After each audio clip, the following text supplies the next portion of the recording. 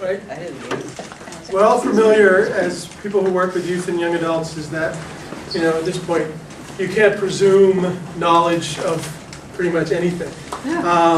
So I'm going to sort of I'm coming from that perspective today. Some of you are going to know some of the things I'm talking about. Some of you aren't. Some of you, like, Becky was saying, she runs into people who say, never even heard of St. Ignatius. So what I want to do today, Steve, Father Steve Krupa, who's a Jesuit, is going to talk tomorrow, right? Tomorrow about some more specific aspects of Ignatian spirituality in itself. What I want to do today is kind of try to tell you a little bit about Ignatius Loyola, try to relate his experience of conversion, what I call really his young adult experience, to his spirituality, and then try to sort of fast forward to today and see how we can sort of connect those things together and talk about how we understand how we do Ignatian spirituality for young adults today.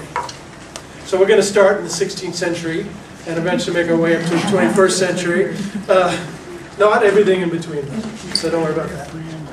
So I think one of those things that strikes me, Ignatius Loyola, at the urging of some of his fellow Jesuits, dictated sort of an autobiography memoir of his life to another Jesuit who wrote it down.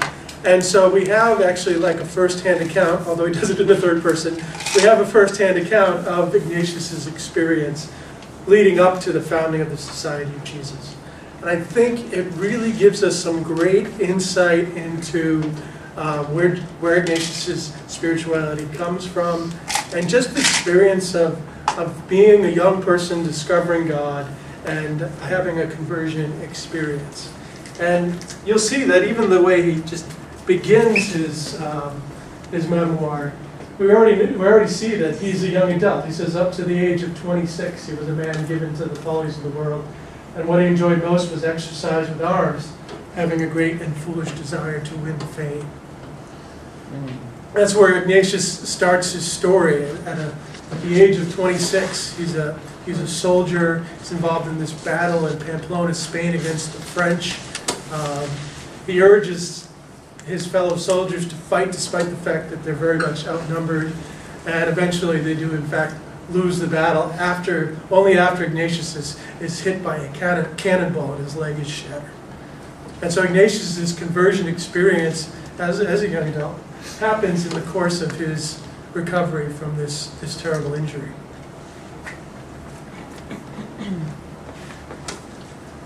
And so during this injury time, he was someone who liked to read stories about chivalry and romance and things like that, but unfortunately there was none of that where he was recovering. The only thing available was a book on the life of Jesus and a book on the life of the saints. So he took what he could and read that.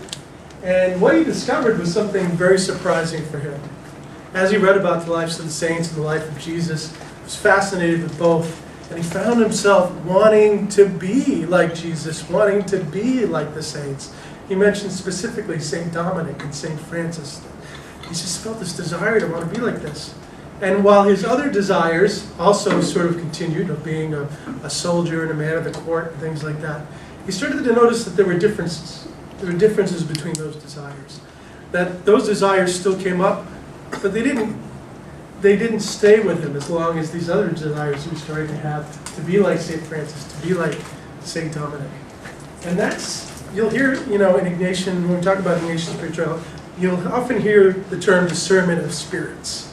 And that's really kind of where his idea begins. He starts to realize within his own inner self, that there's already sort of some messages being sent about what God is calling him to do and the desires that he has. And that's what he realizes in this experience. So he asks, what if I should do this? What if I should do what St. Francis did? And what if I should do what St. Dominic did? Now, just fast forwarding a little, I think one of our challenges today, and this is one of the things that I've sort of concerned myself with lately, is these are the kind of questions I don't think a lot of young adults are asking today.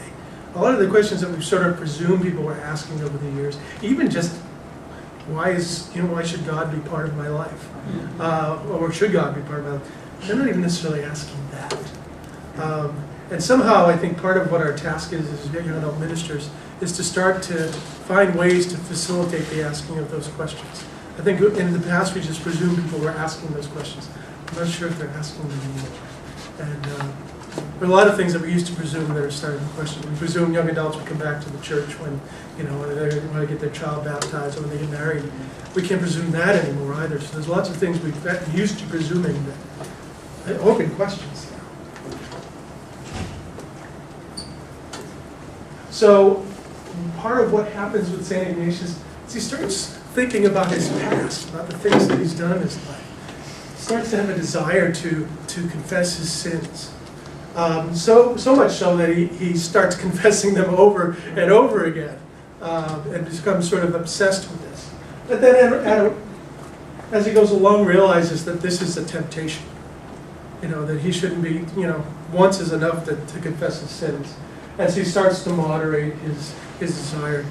But it is that process, I think we see this in the first week of the spiritual exercises, which is largely the meditation on our own sinfulness. We see this process happening in the first week of the exercises. We end up looking at our past, we end up looking at our sinfulness, and seeing how that is incorporated into who we are. That's what's happening with St. Ignatius at this time. I think the first week of the exercises, in a lot of ways, comes right out of this experience that Ignatius had, at the beginning of his conversion process.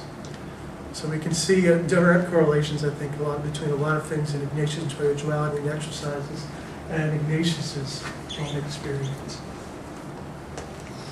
So he has, as a result, this kind of first fervor. He's very excited.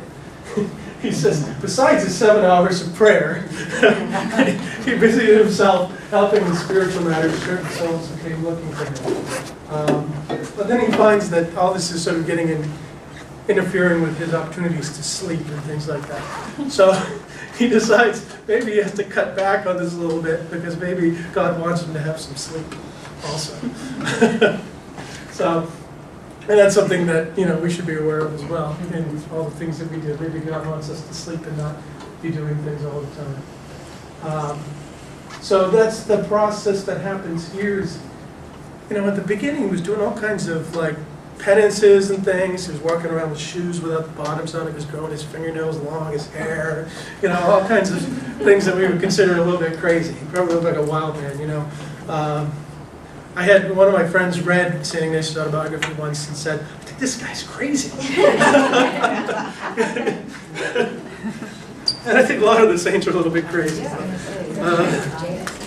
So he does then, and when he goes to Manresa, this famous place in Spain that has a big monastery, there's a picture there, he realizes, we've probably done enough of this. So he decides, he gives up those extremes, and now he cuts his nails and his hair.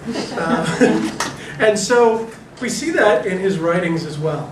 When he's dealing with Jesuits and what they do, he doesn't totally discourage these kinds of practices, but he says you need to discern which practices are good for you and whether you're going too far with them or whether you're not. So for example, St. Francis Borgia, who you might have heard of, not of the same time period as the Borgias on Showtime, but the same family. He was very extreme in his penances sometimes.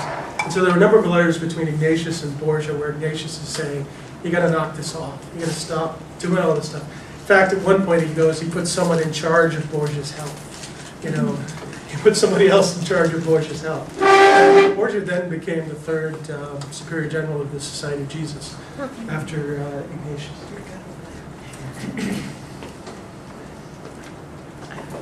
And then there's this process of seeking. We have the Seekers Retreat in Charis. And so he embarks, in Barcelona a little more than 20 days. He's eventually wanting to make his way to Jerusalem. He has this idea that he's meant to go to Jerusalem and minister to people there, to help convert people in the Holy Land, to help people in the Holy Land. So he starts to have this vision, and as he's going and sort of making his way there eventually, he starts talking to people on the road. He starts doing kind of spiritual direction himself, talking about God. And he talks about this experience, and he gets to a certain point where he realizes, he even wants to sort of give up that a little bit, but there's this one woman that he got a lot from.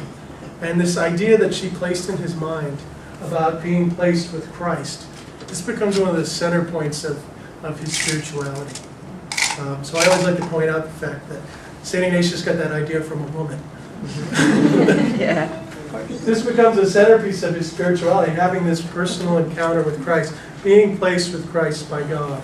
And we see that too in the exercises. The exercises are all about the life of Christ. But focusing on Christ's experience, his public ministry, that's the second week of the exercises. Third week of the exercises is a focus on his passion and his death. And then the fourth week of the exercises focuses on Jesus' resurrection. It's all about Jesus. Ignatius was all about Jesus, is why he called it his community, the Society of Jesus, the companions of Jesus. So that really becomes the focus. That becomes the thing he's striving for. Now that's a picture of in Jerusalem where Jesus' footprints are. Ignatius finally does get to Jerusalem. And one of the things that happens when he gets to the Holy Land is he goes to see Jesus' feet, and then when he's going back, he realizes he doesn't remember what direction they're facing in. So he goes back again, has to bribe the person that's there so he can get back and to see them again, so he can see what direction they're going in. So there's a little kind of like youthful sort of immaturity to Ignatius even still at this point. When I first read this, it reminded me of Saint Teresa. Therese. Therese is, if you've read Therese's autobiography, there's a point at which she's in the Colosseum, and she breaks into the Colosseum so that she can get a stone from the Colosseum where the martyrs were martyred, so she can have that stone. It's kind of, there's the same quality to it with Ignatius. You don't usually put Therese and Ignatius sort of in the same category. There's something to that. What happened, though, was that the Franciscans, who were kind of in charge there in the Holy Land, said, it's really dangerous to be here right now. You shouldn't be here. And he was insistent that I'm going to be here unless, I'm compelled to leave. And they said, well, basically, you have to go or we'll excommunicate you. So he got kicked out of Jerusalem and had to go back. And so then he had to figure, what's next? What am I going to do now? Because this is what I thought God was asking me to do. And now it seems that this way has been barred to me. And so I think that's an important lesson for us when we look at the experience of young adults and the exercises and discernment. To say what we see God calling us, the direction we see God calling us, or what we see God calling young people that we work with to, may not always be the thing that God eventually has in mind. My friend Jerry Fagan, a Jesuit who just died in the New Orleans province, would like to talk about the grace of Plan B in this regard. That, Ignatius here received the grace of Plan B. So he had to figure out what he was going to do next.